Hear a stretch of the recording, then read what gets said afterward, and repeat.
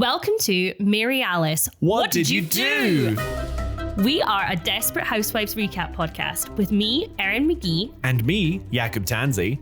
Two best friends breaking down each episode until we answer the ultimate question, Mary Alice, what did you do? Unless, of course, we have finished season 1, in which case, insert new mystery here. Yes, there's a lot to unpack on Wisteria Lane. Content warnings can be found in the episode description.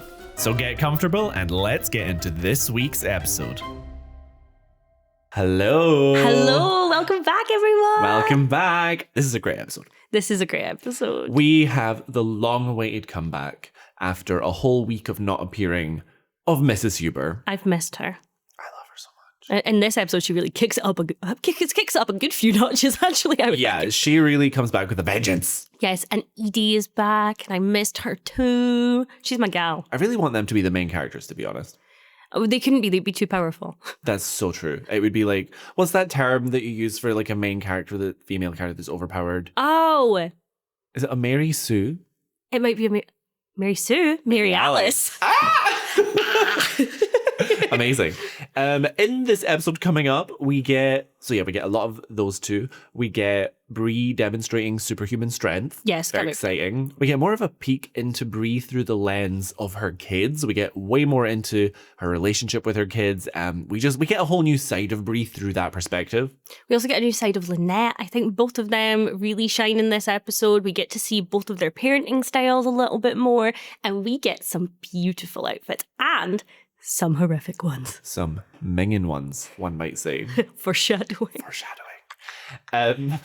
We also get Mike and Susan having several more attempts at going on a first date. These two just can't catch a break. Will they? Won't they? Will we stop caring by the time they do? Let's find out.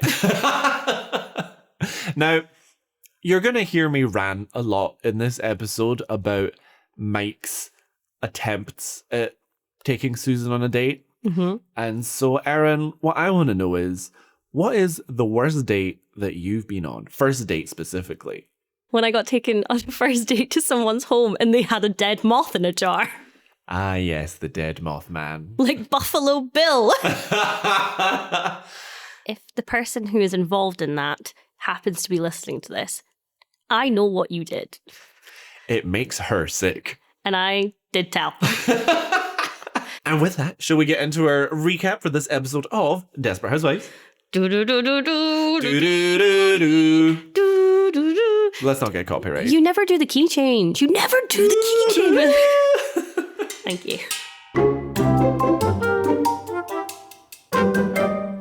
So we start with our cold open. In my notes, I've named this Avatar, a school production.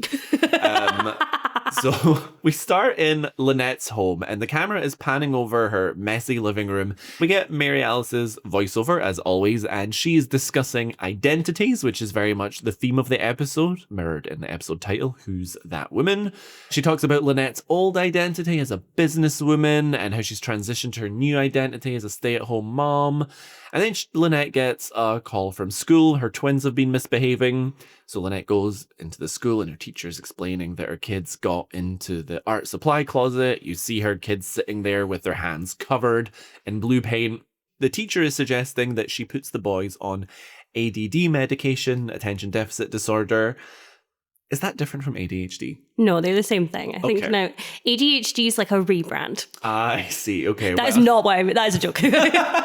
It's clear that this isn't the first time it's been raised, but Lynette insists it's not necessary. She really doesn't want to medicate her kids, and she suggests separating them. The teacher is like, sure, but makes it clear that if the boys don't start behaving, the school won't be able to keep teaching them. And as Lynette is leaving with her boys, Oh my goodness.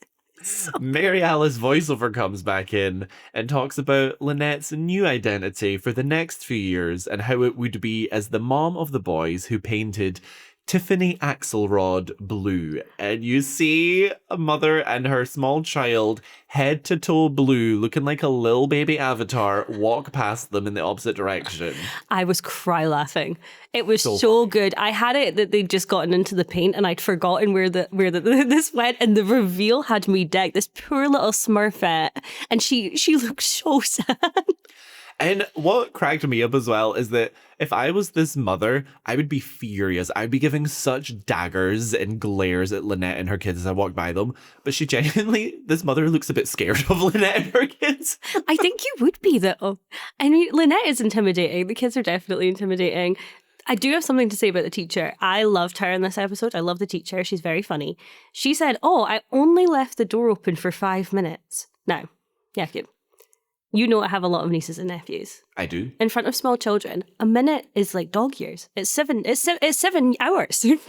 You cannot leave children unattended for 5 minutes and not expect somebody covered in head to toe in blue paint. Especially when you know they are the Scaffold twins, spawn of Satan. Exactly. Also, just the name Tiffany Axelrod. It sounds like a porn actress. I'm sorry. It does sound like a porn persona.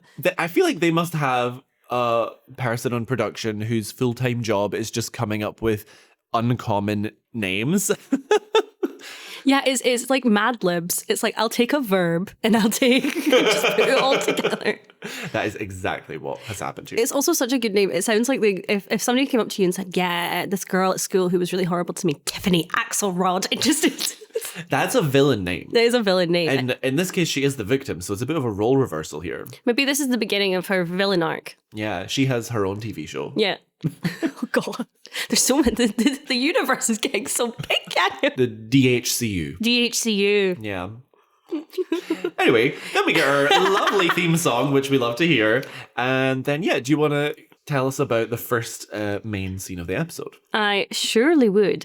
The women are reviewing Dr. Goldfine's tape that Bree stole in the last episode. So it's Mary Alice's therapy sessions in there. What was weird to me immediately is how human Mary Alice sounds. We're so used to her sounding kind of ethereal and distant in her amazing, beautiful voiceovers.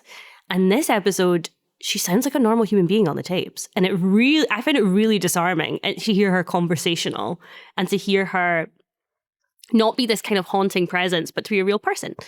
The tapes reveal that her real name is actually Angela. We get a cut to the women kind of debating whether or not they should give the note to Paul, tell Paul about the tapes, and we're looking at them watching Paul watering the grass. Gaby says Paul's kind of always given her the creeps, and the other housewives agree. Yeah, Lynette uses the term malignant, and I was like, damn, they really do not get good vibes from Paul. No, Lynette has word of the day toilet paper with that malignant she's throwing around. Also, so my first outfit critique. Oh, straight out the gate. Straight out the gate. Susan is dressed all in red, like a freaking Power Ranger. And I have no idea why they've done this. What I loved about this scene was the part when they are talking about how suspicious Paul Young is suspicious, and they're looking at him like, doing his gardening, and then Bree turns around and says, "That being said, I do love what he's done with the lawn." Just her in her classic, I'm going to change the tone of this scene kind of thing that she does. And I appreciate that Bree says, I might not like him, but he has some redeeming qualities. We got in the last episode, we got our first kind of hint. We said that Paul kind of graduated from the school of suspicious to person of interest. Yeah.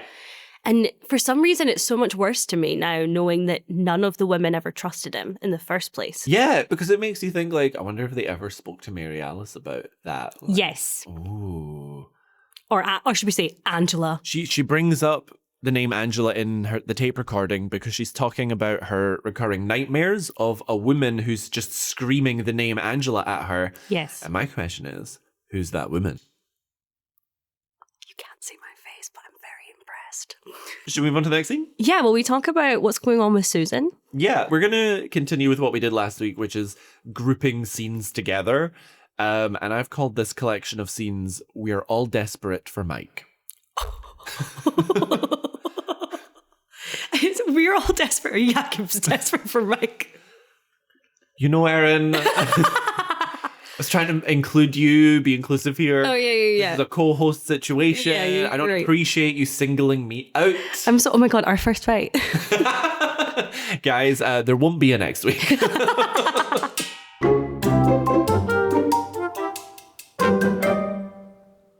We start with Susan doing the dishes while putting on her best impression of the drooling emoji as she comically stares out of the window at Mike, who's doing some gardening.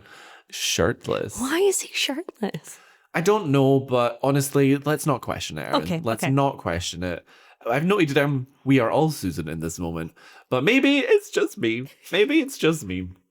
I mean, I don't know. I find, this is going to sound fake, but I find Mike most attractive when he's in his little plaid and his little leather jacket. And For me, it's just, it makes me think about when I first watched this show, which was, as I've mentioned in the first episode, was my first adult show that I watched. And Yeah. so at that time, I was still on my journey of discovery. And any scene of a shirtless man would excite me for unknown reasons at the time. And so I think I'm just nostalgic for that. And I think about that. it's like when we say about plots of the show where we go, oh, I hope that's not going to be important later. That was you watching Shirtless Mike for the first time.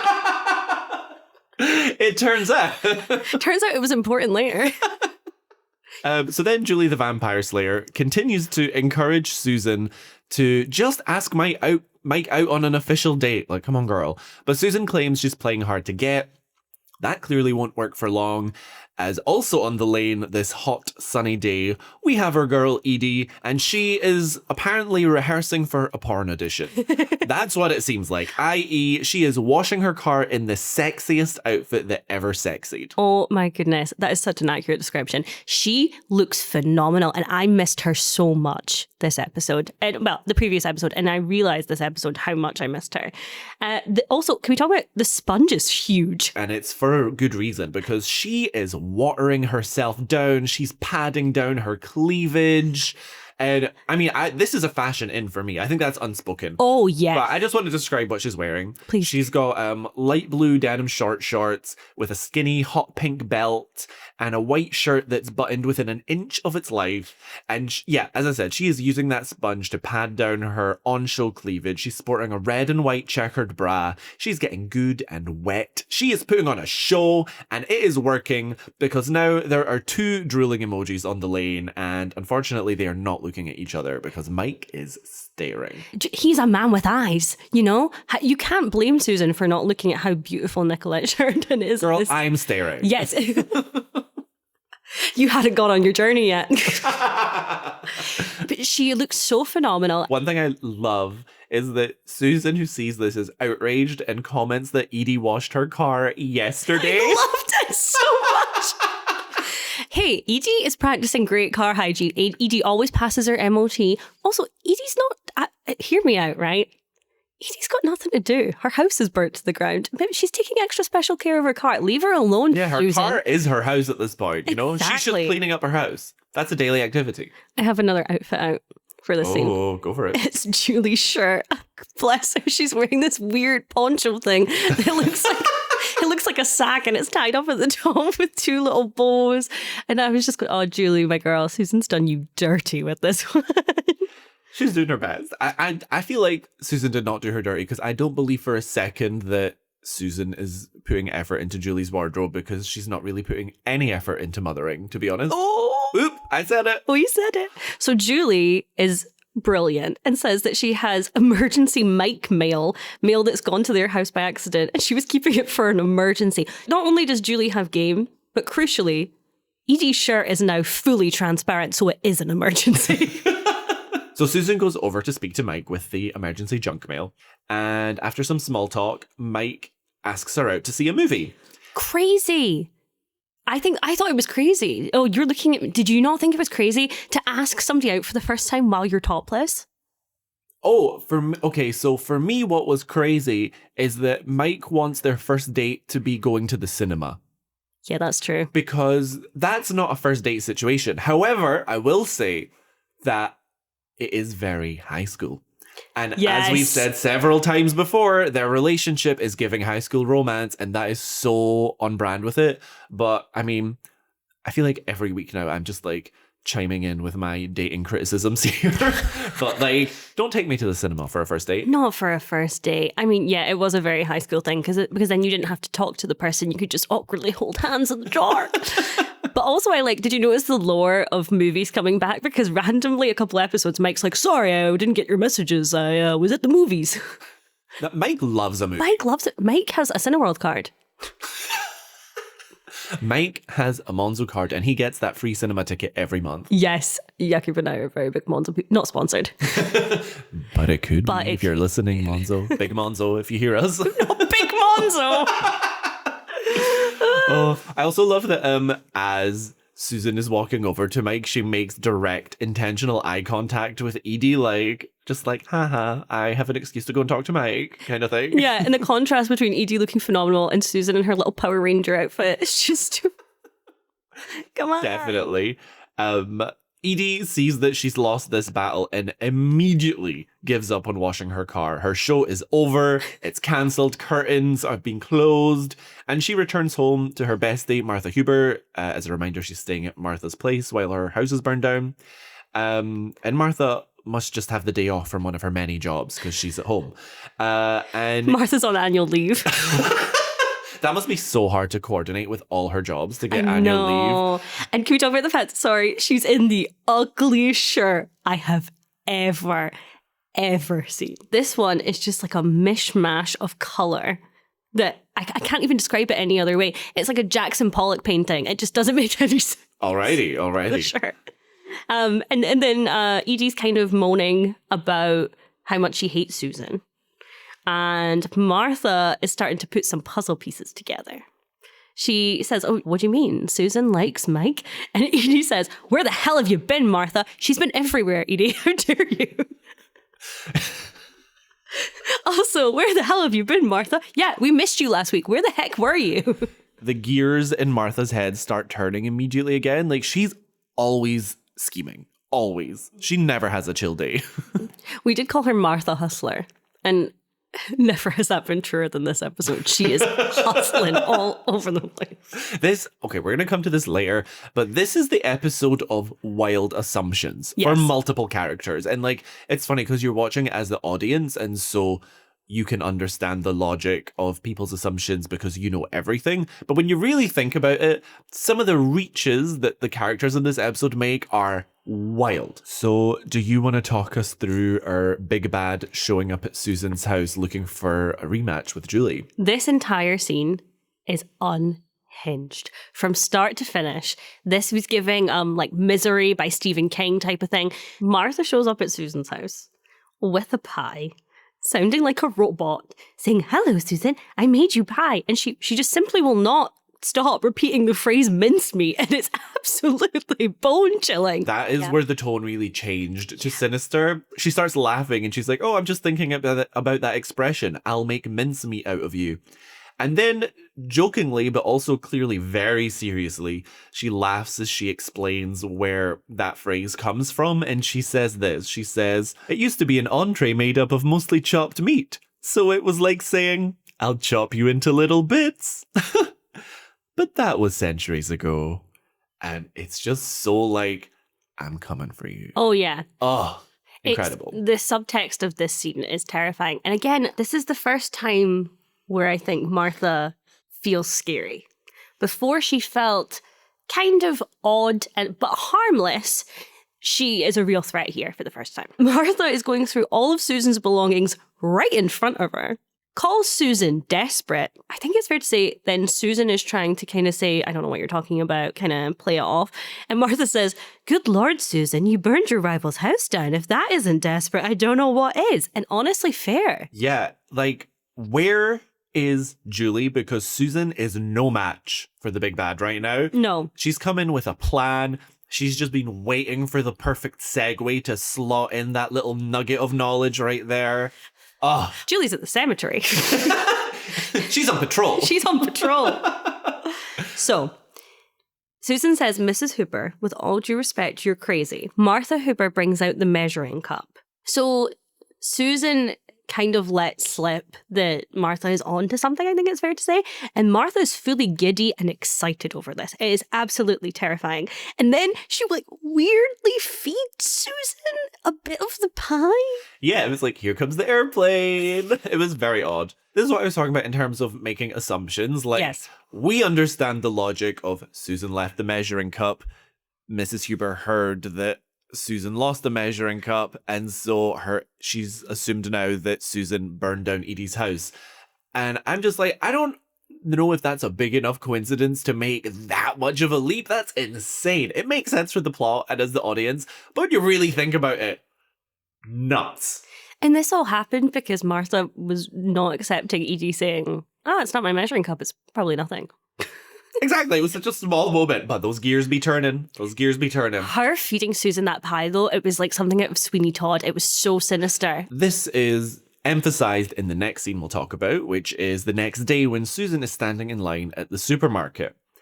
And Martha, who must have been on shift, presumably, because she's there, suddenly appears behind Susan in what, for me, is very much a fashion inn. Shut up. No, it isn't. I love the shirt. You're lying. Erin, I would wear that shirt. You are lying. I would wear it. It is, for all our lovely listeners, we'll have a picture of it in our Instagram post for this episode, but it's like, it's just a big, oversized, colourful shirt with just like big square block colours. It's so cute. Bestie, it's Battenberg cake. It's what? It looks like Battenberg cake. That means nothing to me. I will get you a picture for reference. Also, see our Instagram for Battenberg cake. Yeah, that. My note for this was Martha is in the wild, and even wilder, her next choice of shirt. We do not align here. No, we do not align here. And yeah, you're right. Susan should have known that last week she was only safe from Martha because she stayed in houses, but Martha is, as we know, in every store. So Susan again tries to make it clear that she didn't burn down Edie's house, when Mike also suddenly appears and asks Susan out to a movie again. Why are we going to the cinema? Anyway, she looks at Martha. I love how furious you are. But yeah, why are the grown-ups going to the cinema? It's incorrect. Go out for dinner. Thank you. But Susan looks at Martha, who just the previous night had accused Susan of being desperate and throwing herself at him, and Susan, who wants to prove Martha wrong, turns Mike down to save face, so Mike leaves disappointed. And Susan, who's annoyed now, starts to get snappy with Martha out of the frustration, and Martha suddenly becomes very threatening. The tone shifts. Absolutely. And Martha starts talking about how difficult it is for her to keep Susan's secret and how high her bills are now that she's hosting Edie, and essentially blackmails Susan into paying for her groceries. This situation really escalates here. I think as well, I don't know if you clocked this, but Martha's groceries food-wise, it's just meat. She's a carnivore, and classic Susan here being so self-sabotaging that she can't just admit that she likes Mike. And again, her liking Mike doesn't mean she burned Edie's house to the ground. And also she is kind of desperate and throwing herself at him, so embrace it, girl. I think that's why I love Edie so much, because she is openly desperate, openly thirsting for this man and going to ridiculous length and kind of just, yeah, and what about it? Yeah, lay her cards out on the table. Yeah. The next time we see Susan and Martha is calling Susan and she's a clingy gal. She is complaining about needing $600. So Susan does the only thing that she can do, which is go to her 12-year-old daughter for advice. She wakes Julie out of a sleep because Julie, the 12-year-old, will know what to do. So Julie is speaking sense, pointing out that Susan, if Susan confesses and decides to go to the police with what she did to Edie's home, that it'll risk her custody agreement. So Julie is stressed because this is beyond what she should be dealing with. And it's bad parenting. It's bad mom. Bad mom. This is also, I think, the first time where we see Julie act her age, yes, because she seems genuinely upset and worried at the thought of custody being reopened. You can see her getting stressed and upset, and she gets a bit teary-eyed and she's scared. So she's confiding in her mom, I don't want to live with dad. And it's this is the first time I felt oh, this is a child, because up until now, they could have swapped out the actress with an adult and it would have been the exact same. Yes, you're so right. This is the first time that you feel that Julie is just a little girl. Susan's gone to her as a peer, and that is Susan's mistake here. So of course the thing that Julie's picking up on isn't that her mom could go to prison, it's that she would have to go and live with her dad, because those are the stakes to her. That's what's important to her. Bless her heart. I really felt for her in this scene. Also, how is she supposed to defeat Martha Huber if she's living in a completely different neighborhood? She has to keep living with Susan. Facts. I want to go back slightly, because this scene also included what I noted as my quote of the week. Oh. At the start of this scene, when Susan's getting ready and Martha calls to blackmail her again into giving her money. Susan essentially lets it go to voicemail. And then when the voicemail starts recording, Mrs. Huber says this. "It's Mrs. Huber, Susan. Are you there? I can see your lights are on. I hope you're not screening. That's so tacky." That really tickled me. That did actually really tickle me. I totally forgot about that line. The next day, Susan and Julie go over a plan they have to break into Mrs. Huber's house and steal back... Have I missed something? No. So I have a slightly different synopsis of the first part of this scene. By all means, go for it. I have Julie the Vampire Slayer is going to infiltrate Martha Hooper's nest and steal back the relic. We needed that, thank you. Yes, you're welcome. That was actually essential to the pod. I love her little sideshow. Yes. But also, it's Julie's plan. Again, Susan's got nothing. After going over their plan, Julie throws a frisbee over Mrs. Huber's fence, goes to get it, and breaks into her house, while in the meantime, Susan is standing guard on the street. And as she's standing guard, Mike passes by on another run. So Mike is worried that Susan is mad at him or something for blowing him off the other day at the supermarket, and so he tries to invite her to another movie. Do you know what? I think Susan actually did blow him off because it was a cinema date. Maybe if he invited her to dinner, she would actually go with him. Maybe because he keeps talking about how it's horror movies, it's Hitchcock and things like that. Maybe he's like, oh, Susan will get scared and maybe she'll cuddle into me. I mean, Mike definitely seems like quite a traditional guy for the most part, so Yes. I feel like that is exactly something that would go through his mind. For sure. And also, we wondered last episode why Mike didn't care that Susan called him 3 times and was a wee bit clingy. It's because he's clingy too. He immediately goes into, you've been distant lately. You're not even in a relationship. You're so right for that. Oh my God. They're two sides of the same coin. They are so perfect for each other. So Susan says yes to this date, and just as she does, Edie drives up, who's obviously living at Martha's right now. So she's about to go and enter the home while Julie is still inside. So Susan starts panicking and tells Edie to come chat to them. And Edie is livid. It's valid, I think. She's saying, you know, it's bad enough that we're both going after the same man, but now you're flaunting in my face that you two are going on a date. Like, give me a minute to breathe here. Yeah. And in her panic, Susan invites Edie to join them to the movies just to distract her a bit longer. But Mike only has 2 tickets. And so Susan offers for Edie to take hers. I feel so sorry for Mike. Why does he like her? I was getting so annoyed with Susan. Susan really, she Stanley'd my Tucci this episode. I was not pleased. Susan's nakedness in the last episode must have made a strong impression on Mike, because that is the only reason he must still be trying here. After Edie gets the ticket, she immediately takes her jacket off and begins flirting. Yeah, but you know what? It works as a distraction because Julie manages to sneak out undetected with the measuring cup. Julie has succeeded in her mission. Also, I have a note, and I don't remember what Susan's wearing. I think I was really annoyed when I was doing these notes last night. I've written, Susan's shirt is minging. No more needs to be said. I don't remember what it is. But apparently it's minging. I'm going to watch it back and find out. I'm going to have to find it. Was. Also, Edie is wearing a phenomenal outfit for a woman who has had to get all of her clothes from everybody else in the street. She's wearing like a little lime green number, which stuck out to me because it's the same colour as Martha Hooper's house. So she just looks like one big green screen. I can totally see Edie like adjusting the clothes she's been giving, like putting all the tops into crop tops and that kind of thing. Do you want to finish off for us the Martha-Susan 1v1 storyline? Sure do, but first I want to ask you, Jakub, where do you think is the ideal venue for a first date? Where should Mike have asked Susan to go? Oh, great question. For me, it's very much a drink or a coffee, because low pressure. If you have a bad time, you can leave after a short period of time. I guess in Susan and Mike's case, because they know each other somewhat and they're going to continue to know each other because they're neighbours, dinner is fine. He tried the dinner thing with Susan, and Susan ended up inviting Edie and Julie.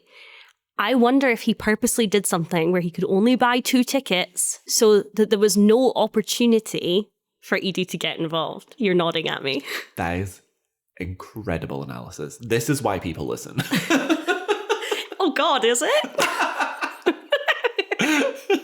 Then we get the final Martha and Susan confrontation. I love this scene because Susan shows a bit of a backbone at last, and I have longed to see any sort of backbone from Susan, because who is this person that managed to raise Julie, who is a complete badass, Martha looks genuinely defeated in this exchange, where Susan's saying, you know, every time I see you, I'm going to say, good evening, Mrs. Hooper, and nice things to you, but no, I'm paraphrasing here, that I detest you.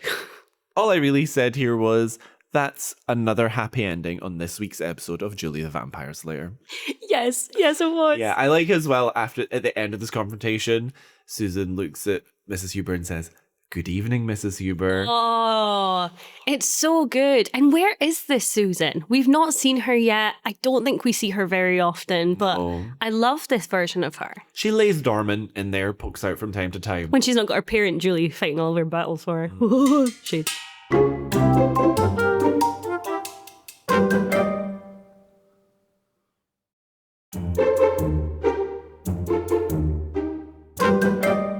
So the next arc which we're going to talk about is Lynette's arc. We now continue that with Lynette being called back to school again as her twins refuse to be separated. And the teacher wants Lynette to separate them herself as she isn't allowed to lay hands on the boys, which is fair enough. This teacher clearly gives zero shits. She is out here snacking, practically laughing about the situation. Lynette goes in and is forcibly trying to remove one of the twins. They're screaming in protest. Everyone else in the classroom is cowering in the corner of the classroom, and the teacher is just watching from the door, eating her little snack like it's popcorn and she's at the cinema. Lots of cinema references this week.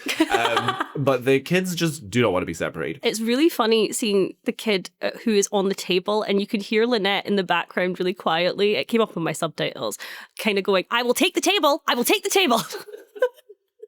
I do think this episode opens up quite a nice conversation that is still happening about medicating children for behavioural issues or for just to adjust their behaviour in general, really. I think the conversation is still happening right now. It leads us really nicely into this next scene with Lynette and Bree. I really like these two women confiding in each other. It feels absolutely right. And Lynette says, I'm afraid if I change the bad stuff, I'm going to change the good stuff, which I think is what a lot of people's attitude is to putting their kids on medication like that the children won't be them anymore. I'm not saying that that's the case, but I am saying that it's definitely a thought that a lot of parents have in that kind of scenario. And Lynette reveals this ugly mug that the kids have made her. And the reason I love this scene so much, and it's Lynette and Bree being together is so significant for it. This episode is the first time either of them show love towards their kids, where we actually don't see that they're not just struggling with their kids. They love them. All we've seen from Lynette before is her annoyance towards them. But here we're seeing softness and warmth and that she does love them. She's just struggling. One thing that was clear from this scene is that part of the reason Lynette is against medicating her kids is because she feels like she will have failed if she does so, like that's on her and that it's her fault, and if she starts medicating the kids then she is admitting that. Yes, and I think there is a thing of, you know, you love your children for who they are, so anything that could potentially adjust who they are feels like a threat to that. And a lot of people, again, wrongfully see medications like that some children really need as a way to kind of put a band-aid over something. But it is interesting because I do wonder if the show were set today, whether or not these children would have more of a formal diagnosis with ADHD throughout the series. And if they did, their story arc would massively change. Yes. Oh my God. My brain just went, whoa. So then Susan and Gaby join Bree and Lynette. They've invited Paul over to show him the note, the infamous note. And upon seeing it, Paul breaks down crying and storms out, taking the note with him. And we get my quote of the week, believe it or not. I don't even know what this is going to be. Oh my goodness. Who says it? Tell me everything. I simply must know. I only is my quote of the week because I burst out laughing because it was so inappropriate. So each girl is delivering a line to kind of ease Paul into eventually receiving this note. And he receives the note, he reads the note, he starts crying, and within a millisecond, Susan immediately says, Paul, are you going to be okay? She doesn't give that man a nanosecond to breathe before jumping in. Obviously he isn't, Susan. Where is this woman's emotional intelligence? It's brutal. And again, Paul, are you going to be okay? He was being open and beginning to cry in front of them. But when she's asked for a response from him and a verbalization, that's when he ran out the door. And I feel like this could have been a longer scene where he'd potentially opened up to them if Susan hadn't said that. Okay, but here's a question.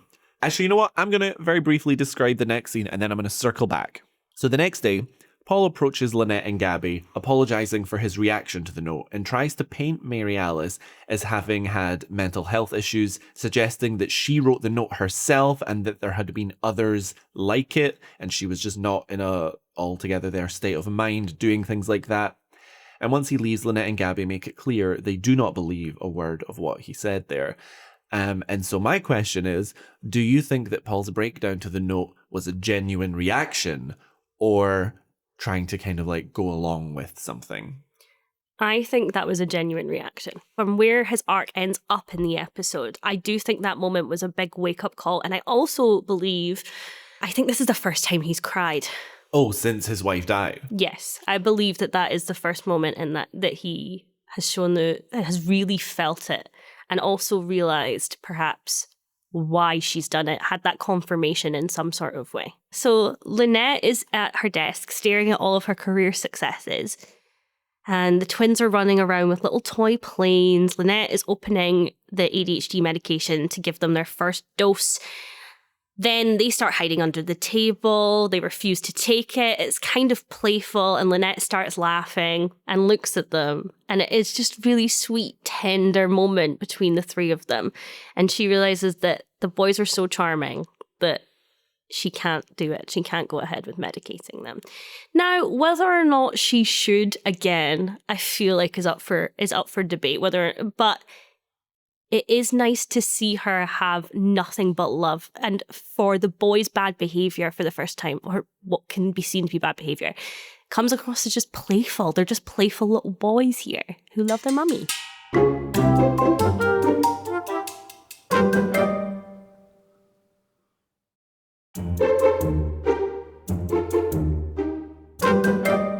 So now we're going to talk about all of the Gaby and John the Gild Gardener scenes. See episode 2 rant on John the Gild Gardener. John.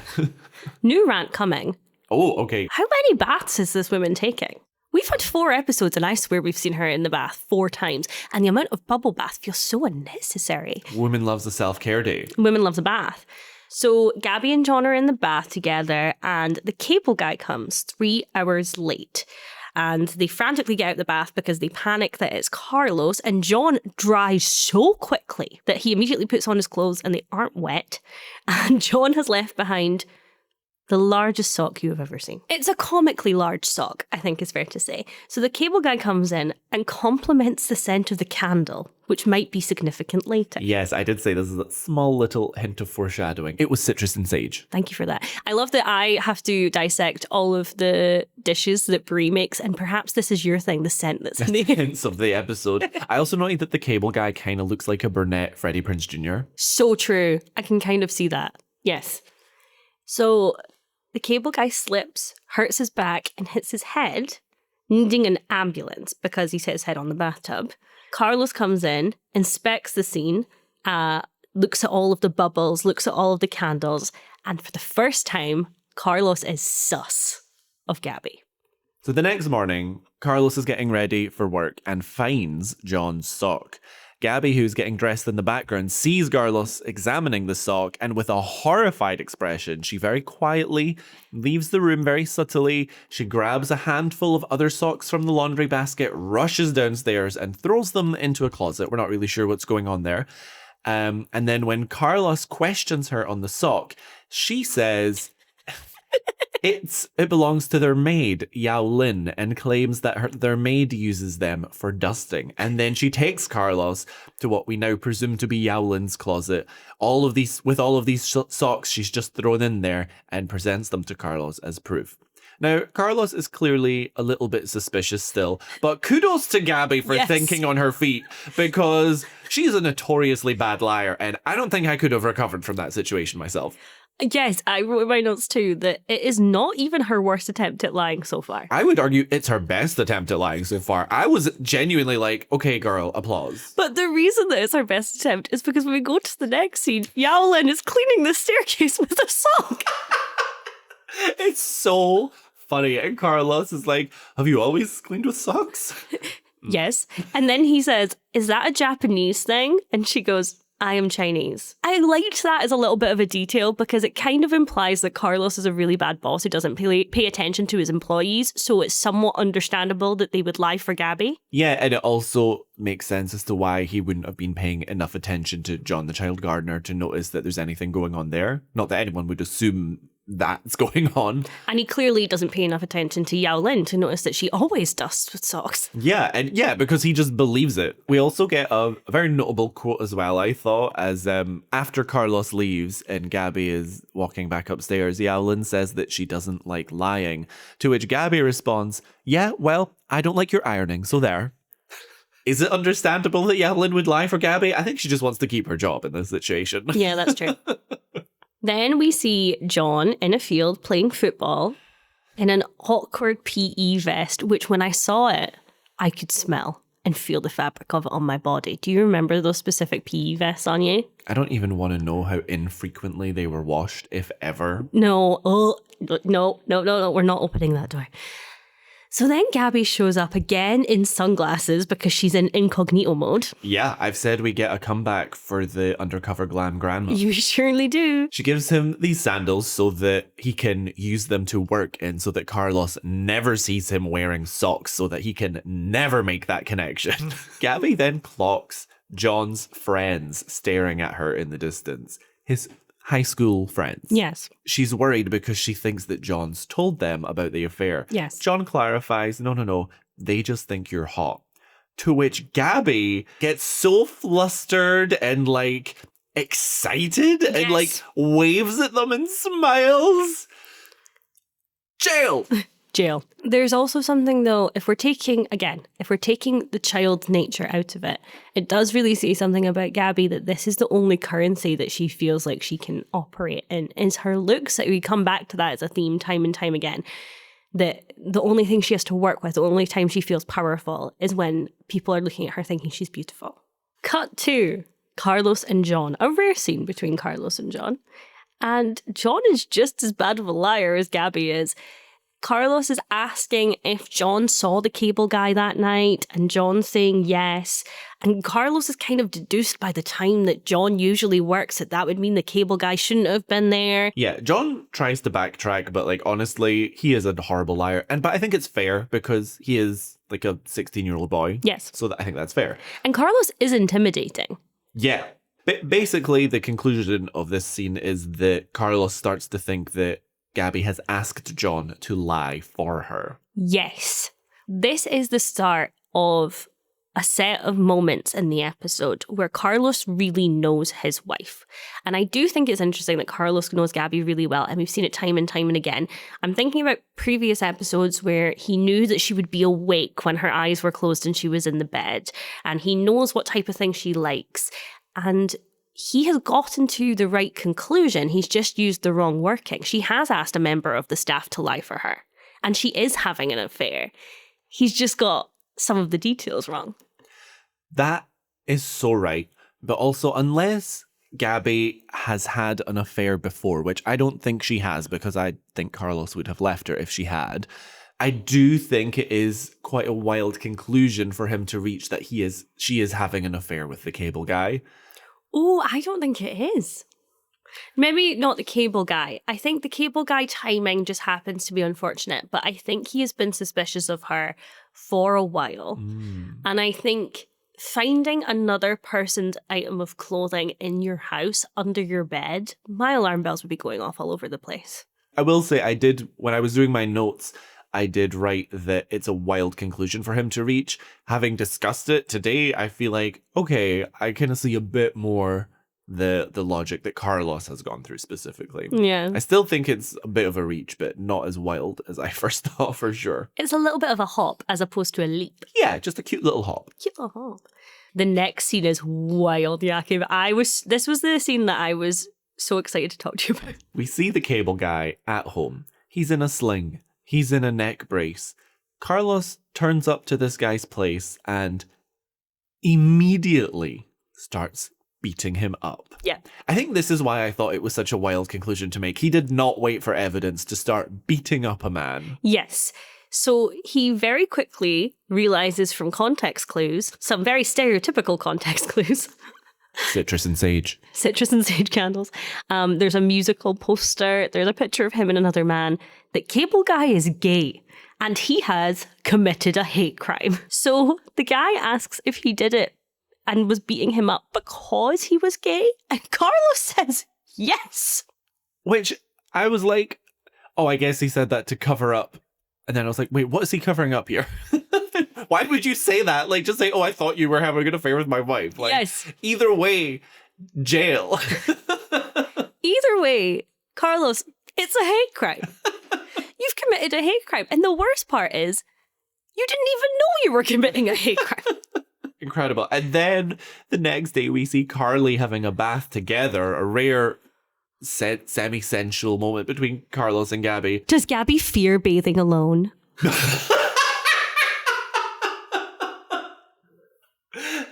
Is the bath the monster of the week? The bath is the monster of the week.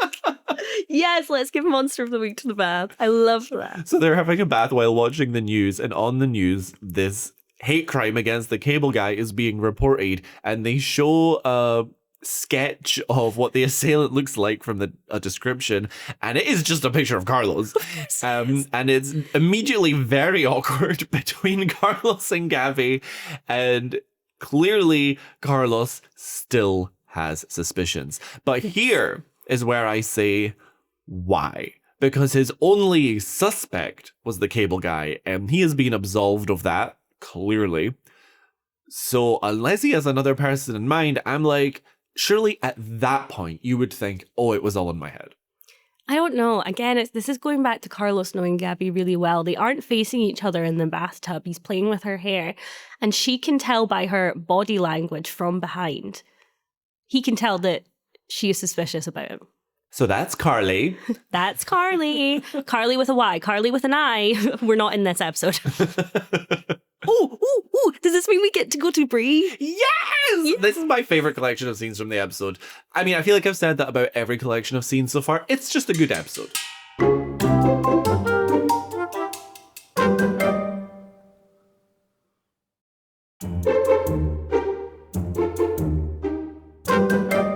So the kids, Andrew and Danielle, Bree and Rex's children, are having a bit of a debrief.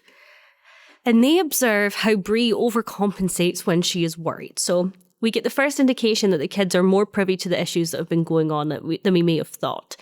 Bree opens the doors to the dining room. Music is playing. It is the feast of which Henry VIII would be jealous. And there's candle. Who's doing the candles for this show? Is there a random candle seller in Wisteria Lane?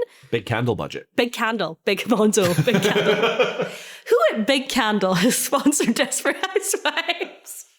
Andrew then storms off after Danielle says, oh, this marriage is so over, which is the conclusion they've drawn based on the absolute scene in the dining room. Yeah, Andrew storms out, slamming the door behind him, and it's just very clear from this scene that Andrew is Team Rex.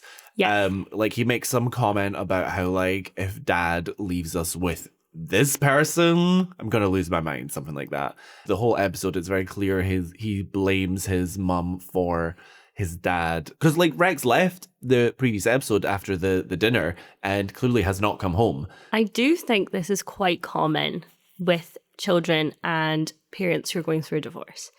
It is a lot easier to be angry at the parent who stayed. I didn't consider that, but I definitely made the note that I think it's just common for children to kind of pick a side, or like, because they don't know the whole situation. So their view on it is going to be very limited, and they're going to pick a side based on that. And I think it's easier for children to process situations like this when there's a villain. Yes. So they're going to villainize one of the parents naturally. Yes, and I think sometimes children reach the conclusion that someone has broken apart their family. And yes, I do think that there, to a degree, it's easy to be angry at the parent who stayed because you're with them actively. And also that parent who has stayed isn't their best self and their best parent at the moment because they're going through what they are going through. I think they're somewhat of a punching bag or an easy hit. Yeah, and I also think that in a lot of parental dynamics, there's often like a good cop, bad cop situation. Yes. And Bree is definitely the bad cop of Bree and Rex. Interesting. Because she's the strict mother.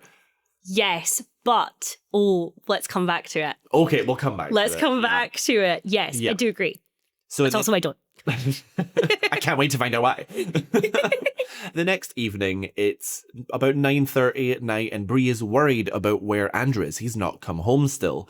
So she forces Danielle to call her brother to find out where he is. But as soon as he starts talking to Danielle, he knows that Bree's behind it. So Bree takes the phone off Danielle and is mad when she can clearly hear over the phone that he's at a bar before he inevitably hangs up on her. And hanging up on her, that is the last straw. Bree said, no, I don't think so. It's fierce. So she demonstrates superhuman strength by going upstairs to his room, removes the keep out sign from his door, and kicks open the locked door. One kick. That's all it took. She sure does. Superhuman. She's also wearing in the scene beforehand these fierce washing up gloves that are bright pink and have like a pink and white gingham border. Yes. They're my favourite item of clothing for the episode. They're an honourable mention. So this, for me, this episode is the beginning of the iconic Bree that we come to love. Because there's a ruthlessness in her. And again, we spoke last episode a little bit about how whenever she has shown her true emotions and shown her humanity, that she's not really received love back for it. But this is the start of her not caring. Yes, she is no longer bothered. But also, I just think in general, Bree is a doer. Yes. When she sets her mind to something, she's going all the way. She's Yes. not holding back. And so she goes through all of Andrew's belongings and eventually comes across, what is it, like a business card? I think it's a matchbook. A matchbook, which has the details of a local strip club Say on the it. name. Oh, I didn't note it down. Topsy Turvy. Topsy Turvy. Name it. You better say that name with your full chest. Bree comes to the conclusion that this is where Andrew is. And then we get my favourite scene of the entire episode. We cut to Topsy Turvy, the strip club. Andrew is in there with a couple of his friends. A woman is removing her clothes on stage and Bree catches the girl's clothes. She turns to his friend Heath and compliments Heath's solo at church the week before. Naturally, the boys pull an absolute runner. And Andrew refuses to leave, so Bree sits down and asks for a glass of the house Chardonnay. It's so iconic. It's too fabulous. I love it. Also, genius parenting, because how can you ruin a strip club for your son forever by having him associated with his mother? I also love that Bree is not shocked at all. So while she isn't happy about the behaviour, nothing that she is seeing on stage or seeing in this bar is surprising to her, which I thought was an interesting note. A little hint to perhaps wilder youth from Bree. Yes. So the creepy pervy man next to her has his vibe ruined by Bree being there. So. I love that you've called him the creepy man, and I've just wrote a local patron of the establishment. Do you know what? You're not judging, and maybe I shouldn't be judging either. It's just the fact that the second he hears about the fact that this woman might have her own life, he's like, get Bree out of here, kind of. So Bree and Andrew leave. What were your thoughts on this scene? I mean, it's, as you say, it's iconic parenting. I felt secondhand awkwardness and embarrassment for Andrew in this moment. So the next day, Bree apologizes to Andrew for not being more open about Rex moving out. She tries to get Andrew to understand her marital issues aren't one-sided. And they have a really cute moment of both together hoping that Rex comes home. It's the first time that they have found common ground, that they are relating on something. It's also shown at this time that Bree has confiscated Andrew's door for 3 months as punishment for going to Topsy Turvy. Mom, when can I have my door back? 3 months! And I wrote that she probably ripped it off the hinges with her bare hands. You're so real for that. That's so true. Yes, Bree shows a warmth here towards her kids that we haven't seen before. She tucks Andrew in, she holds his hand, and it feels like one of the first times that she's really honest with him. And I think Andrew's really responsive to that. So what I was going to talk about here is this is Bree being a slightly softer parent in terms of being more tactile towards her kids. Obviously, she's still the strict one, which we were talking about earlier. Perhaps it was a throwaway line, but the scene with Bree and Danielle where they're phoning Andrew, Danielle says, why don't you just get Dad here because he'll kick his ass? Which is an implication to me that either Rex is the strict one secretly. Bad cop behaviour. Or even potentially has been violent in the past towards the children, or has been, is the kind of person who would smack their child as a way of disciplining them. Danielle doesn't say it as a joke. Danielle delivers it like that is exactly how Rex would handle the situation. So I think that is an indication to us as audience members that whilst Bree is perceived to be the person who's in control of the house, she isn't. Rex is the person that's in control of this house. It's just letting it, from the outside perspective, it looks like Bree is because she's a controlling person. That went so over my head, so I'm so glad you brought that to my attention. I don't believe that Rex is physically violent towards his kids, but beyond that, I completely agree with you. I think as well, it's quite common in relationships like that where you see, she's the controlling one, she does everything, and he's just this victim and he's the soft one. And really often that is not the case. And I really don't think, I've kind of fought this corner before, that is not the case with Bree and Rex. Rex is very much the person that is in charge of that household. Am I Andrew? Cut! Well, damn. So all the girls are back together. They are talking about the note again. In a previous scene, Paul had implied that Mary Alice wrote the note to herself.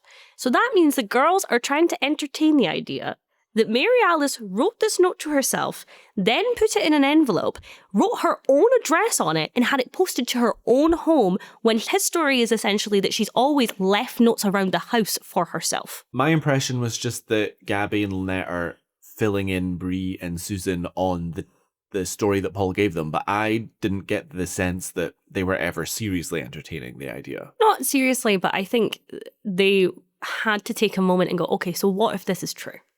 Fair enough. We then cut to Paul, who has the note and seems to have hired some sort of private investigator to find out who wrote it. And it is very, very heavily implied from the voiceover that it was a neighbour on the street who sent the note. And I think when you take into account the episode title, Who's That Woman? Yes. It implies that it is a female neighbour on the street. I mean, the handwriting probably gave that away, but that's never addressed, so we're going to go with this. Do you know what was addressed? That envelope with the handwriting on it. I also noted that Paul hiring that private investigator to find out who wrote the note, although we all assumed he was lying, it confirms that in fact he was lying. That was not what happened. To me, him hiring a private investigator is a complete foil to what we've seen from him before, just trying to pretend that none of this ever happened. And this is a moment where he is really trying to get to the bottom of it and find out what happened to his wife. There is a love and care there, even though it's sat still a little bit underneath the surface. A joke towards the chest that he put in the water. Do you know what I mean? It feels a little bit more human. Paul just feels a lot more human in general this episode to me. Yeah, I don't think Paul gets humanized properly for a very long time. But at the end of the day, he is a grieving husband. Yes. And a lot of his behaviour through his grief is probably not going to make sense to everybody. Yeah. I wonder, because we were talking about briefly, I think, in a previous episode about the stages of grief, because he was clearly in anger in a previous episode. Yes. And so I'm wondering, what is this? Is he in acceptance now? He's accepted it, and so he's like, right, now I want to find out what happened. Oh no, to me, he's nowhere near acceptance. I think he's in bargaining. Bargaining, okay. I forgot what most of the stages were, so yeah. I think this scene also clarifies something really important that we don't really realize until later on, that Paul has not really any idea why Mary Alice has done it. Now, what I mean by that is he certainly has an indication, but he didn't know that that note had gone to her that day.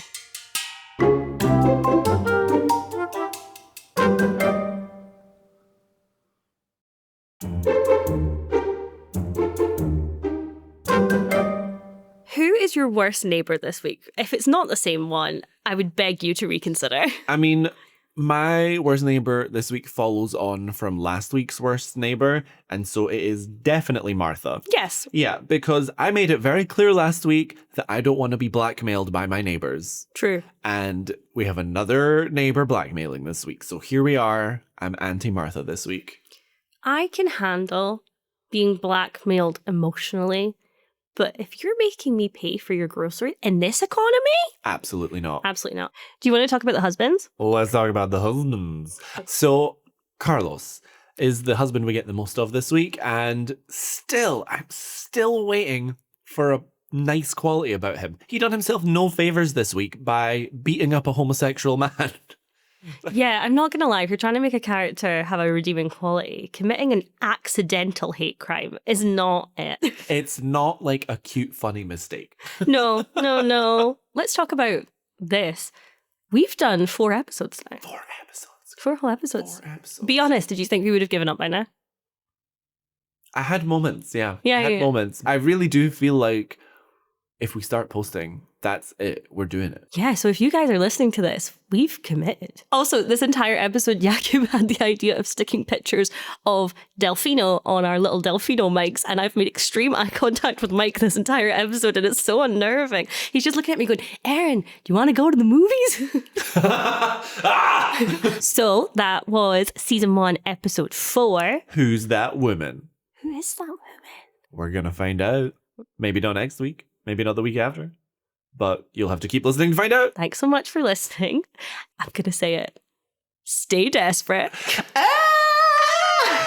It's sticking, guys. If you hate it, then tough. Okay, I love you. Goodbye. Bye. Bye. Thanks for listening to this week's episode. Be sure to check out our Instagram for visuals, behind-the-scenes content, and more. You can find us by searching for Modded, that's MEWDYD. Or just search for Mary Alice, What Did You Do? This podcast is brought to you entirely by us, Erin McGee and Jakub Tanzi. If you're enjoying the show, don't forget to leave us a review. It really helps us out. Join us next time for another episode of Mary Alice, What Did You Do?